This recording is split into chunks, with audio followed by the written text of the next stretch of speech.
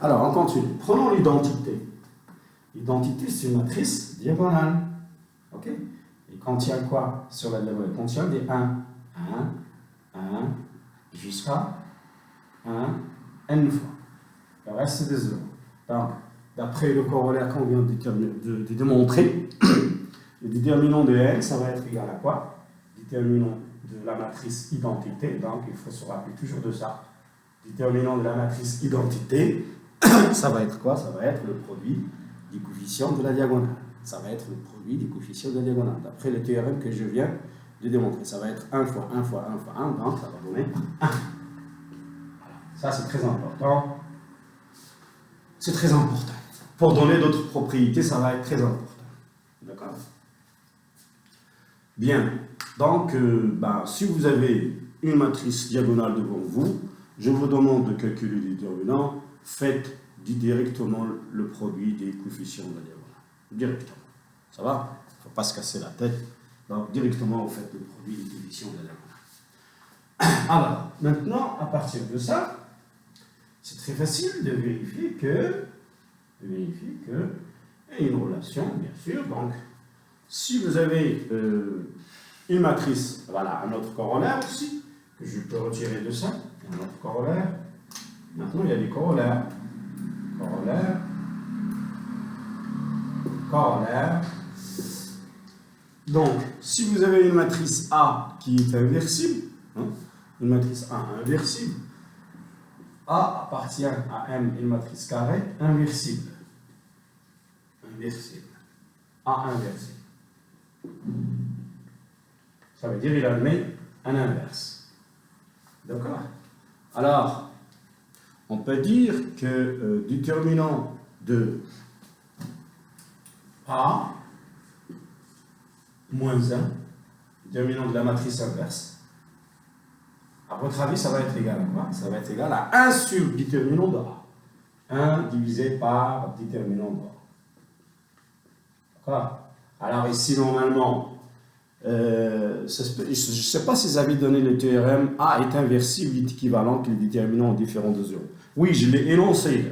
J'ai dit si il y a une équivalence entre déterminant de A différent de 0 et A inversible. Donc, si A est inversible, automatiquement, le déterminant il est différent de 0. Ça, vous le connaissez. Je ne sais pas si j'avais démontré ça. Parce que l'application ne va pas être injective, etc. Alors, j'ai dit que si A est inversible, le déterminant de A est différent de 0, donc on peut écrire cette écriture. Le déterminant de A moins 1 est égal à 1 sur le déterminant de A. C'est très facile. C'est très facile de démontrer ça. Pourquoi? Parce que je peux même faire la démonstration dans cette ligne. Regardez, vous avez A fois A moins 1. À quoi c'est égal? Une matrice multipliée par son inverse. C'est égal à l'identité. D'accord? Puisqu'il est inversible. Donc, je peux faire entrer le déterminant, équivalent à dit, que le déterminant de ça est égal à déterminant de ça. Donc, je vais avoir déterminant de A fois A moins 1 égal à quoi? Égal à 1. Pourquoi? Parce que le déterminant de l'identité, c'est 1. Je viens de le démontrer. Alors, on a démontré que le déterminant d'une matrice de produit de deux matrices est égal au produit des déterminants. Donc, je vais avoir que déterminant de A moins 1 fois déterminant de A égale à 1. Et vous divisez. Donc, déterminant de A moins 1 égale à 1 sur déterminant de A. Ça va? Donc, vous voyez que la démonstration est très facile. Ça vient de la formule déterminant de A fois B égale à déterminant de A fois déterminant de B.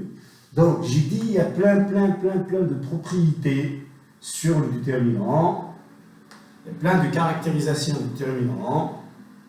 Voilà, il y a plein de caractérisations. Alors, donc,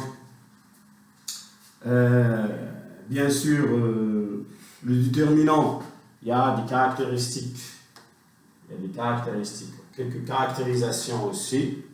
Quelques caractérisations qu'on peut toujours démontrer. Pourquoi? On peut les démontrer du fait que le déterminant est une application multilinéaire. Une application multilinéaire, ça veut dire si tu changes si tu changes une ligne, ou bien deux colonnes, tu mets une colonne à la place d'une colonne, le déterminant va changer à la puissance, va se multiplier par moins 1. D'accord? Si tu changes 2 fois, tu vas te multiplier par moins 1 à la puissance 2. Si tu changes 3 fois, tu multiplies par moins 1 à la puissance 3. Donc, ça dépend de la signature, de la permutation. D'accord? Donc, je vais résumer ça. Quelques caractérisations. Caractérisation qui vient du fait que le déterminant est une application multilinéaire. Ça caractérise toutes les applications multilinéaires. Donc, première caractérisation, si on change de colonne, si on change de base tout d'abord, le déterminant ne change pas. D'accord? Alors, si on change de colonne, en mettant, vous avez ici une matrice. Hein? Vous avez une matrice. Alors, vous avez des colonnes. Hein? Plutôt. Vous avez des colonnes. Donc, pour vous dire que le déterminant. Alors, si vous faites une permutation, permutation, ça veut dire quoi? Ça veut dire, vous allez ramener, donc vous avez la colonne C1, C2, C3, C4. Et vous avez la ligne 1, la ligne 2, la ligne 3, la ligne 4. Donc, si vous permutez C1 avec C2, le déterminant va se multiplier par moins 1. D'accord? Si on fait une permutation, C1 avec C2, ou bien C3 avec C2, ou bien C4 avec C1, ou bien une seule permutation. Si vous faites une seule permutation, vous multipliez par moins 1. Si vous faites 2 fois la permutation, ça veut dire quoi? Vous ramenez C1 à C2, d'accord? Et je fais une deuxième permutation, C3 à C4, je multiplie par moins 1 à la puissance 2. Donc, c'est fait, donc le déterminant de la matrice avec le nombre de permutations, je vais l'écrire ici, nombre de permutations, donc sigma. Donc sigma ici, c'est le nombre de permutations que je vais faire. Je fais 3 permutations. Donc vous faites moins 1 à la puissance 3.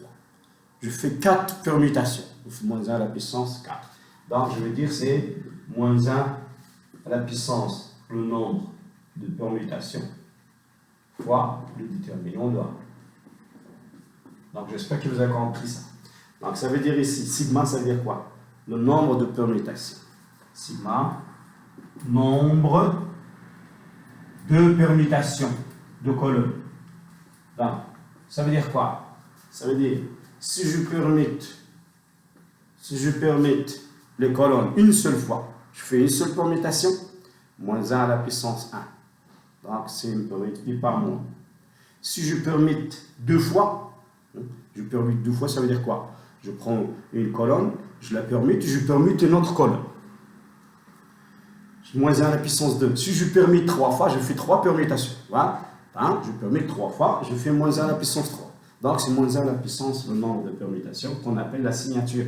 Donc, ça, c'est une caractérisation déjà du déterminant. Ça vient de... Alors, une autre chose. Alors, si vous avez le déterminant d'une matrice, déterminant de la matrice A multiplié par un lambda, la matrice A multiplié par lambda, et la matrice, c'est une matrice d'ordre n. D'accord? Alors, ici, ça vient de la caractérisation des applications multilinéaires. Donc, vous allez faire sortir lambda n fois. Ça veut dire, donc, ça va donner lambda à la puissance n, hein, fois le déterminant de A. Alors, d'où ça vient ça? Ça vient du fait que le déterminant est une matrice multilinéaire. Vous vous rappelez des applications multilinéaires?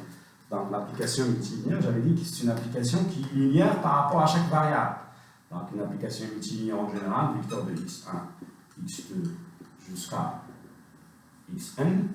Alors, je dis que f est une application multilinéaire, c'est linéaire par rapport à chaque variable. Ça veut dire linéaire par rapport à x1, linéaire par rapport à x2 et linéaire par rapport à xn. Donc, si je multiplie par lambda ici, je dois faire sortir lambda dehors. D'accord? Parce qu'il est linéaire par rapport à x1. Vous savez la linéarité d'une application. F de lambda x égale lambda f de x. D'accord? Donc, f de lambda x égale lambda f de x. Donc, je vais oublier les autres composants, je vais les oublier. Donc, linéaire par rapport à x1, je vais faire sortir lambda d'or.